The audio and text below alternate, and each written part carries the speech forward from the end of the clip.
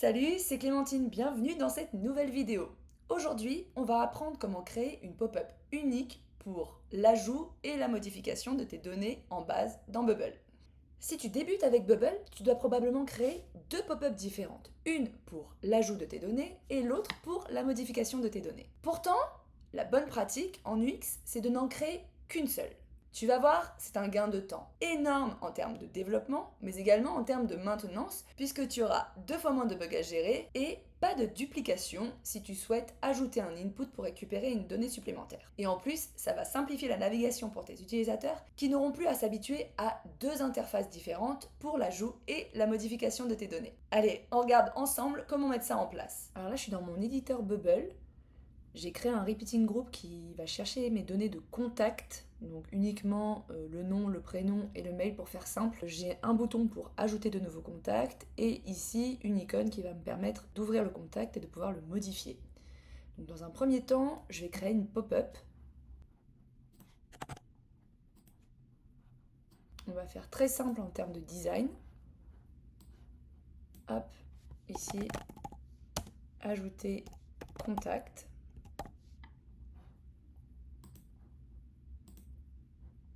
C'est un peu gros. Là, je passe la création de la pop-up en accéléré parce que c'est pas forcément le sujet de la vidéo, mais j'ai vraiment créé une pop-up toute simple. Voilà, donc j'ai rapidement créé une pop-up pour ajouter mon contact. Alors, dans un premier temps, ce que je vais faire, c'est donner un type of content à ma pop-up. Donc ici, on est sur un contact. Et je vais faire pareil à l'intérieur des groupes. Donc ici, j'ai un premier groupe. Ça me permettra dans un second temps de pouvoir récupérer l'information du contact. Et il faut faire pareil dans chacun des groupes qui sont à l'intérieur.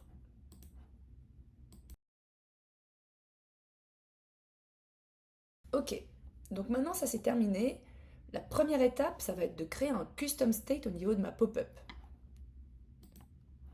Donc, je vais créer le custom state, je vais l'appeler mode, et le type c'est du texte.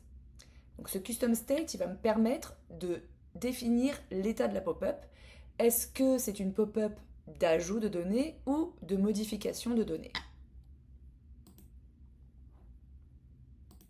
Ensuite, je vais donner des conditions à chacun des éléments qu'il y a dans ma pop-up et qui doivent être modifiés en fonction de si on ajoute la donnée ou si on la modifie.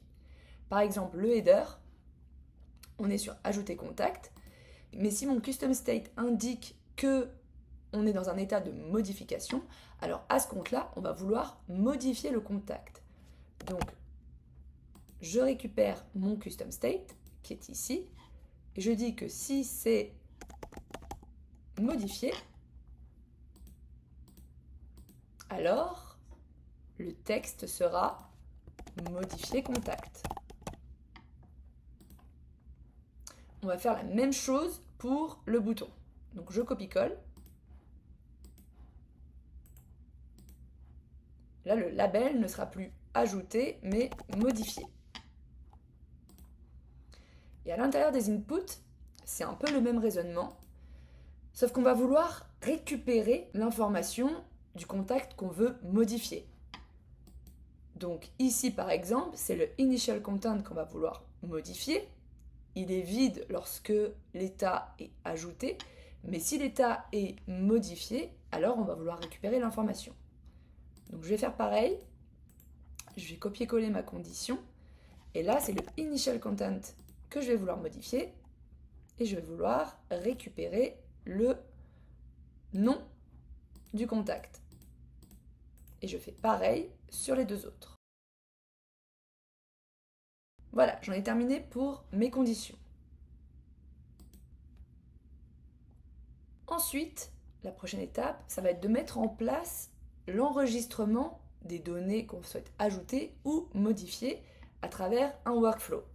Donc l'avantage là, c'est qu'on va avoir un seul workflow dans lequel on va ajouter deux possibilités en fonction de si l'état est ajouté ou modifié. Donc sur le bouton, je clique sur ajouter. Mon premier workflow, ça va être de créer un nouveau contact. Donc, avec la valeur de mes différents inputs, nom, et le prénom. Et donc là, il ne faut pas oublier la condition.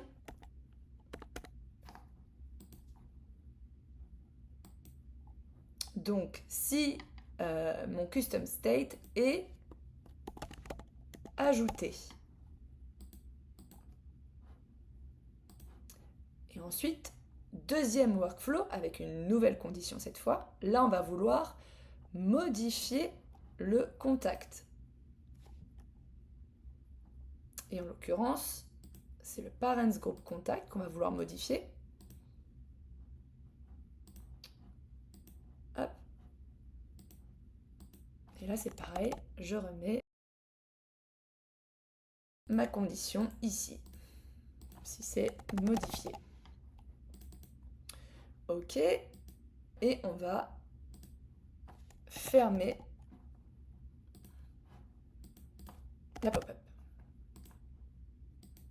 Maintenant, on va donner l'instruction à Bubble d'ouvrir cette pop-up de contact avec le bon custom state en fonction de si on appuie sur le bouton ajouter le contact ou de si on appuie sur l'œil pour voir et modifier le contact.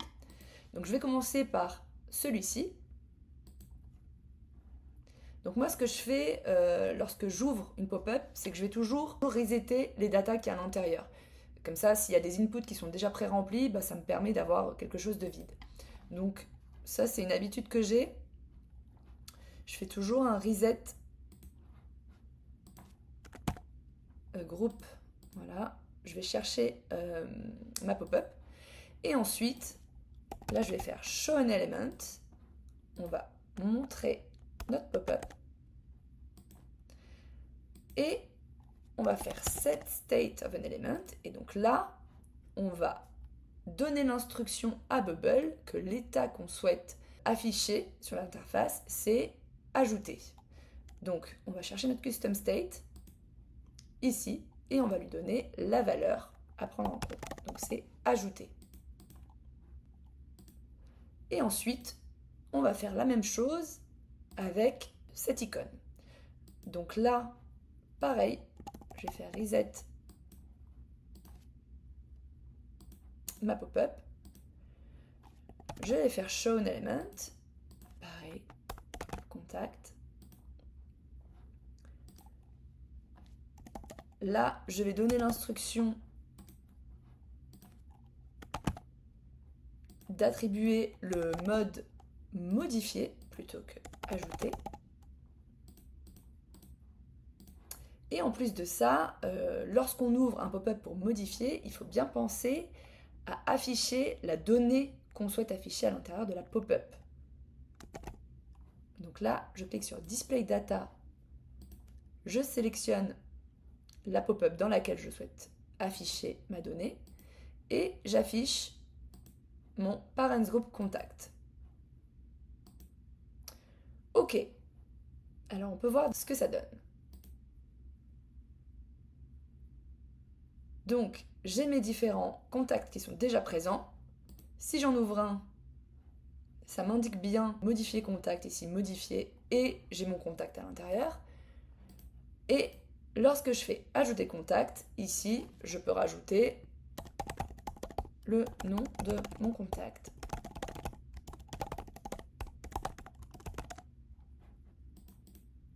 Voilà, il était déjà affiché, mais il s'affiche ici à nouveau. Et bien voilà. Merci d'avoir regardé cette vidéo. Si elle vous a plu, n'hésitez pas à rajouter un petit like dessus ou à vous abonner à ma chaîne YouTube. J'espère à bientôt pour de nouvelles vidéos sur Bubble. Ciao!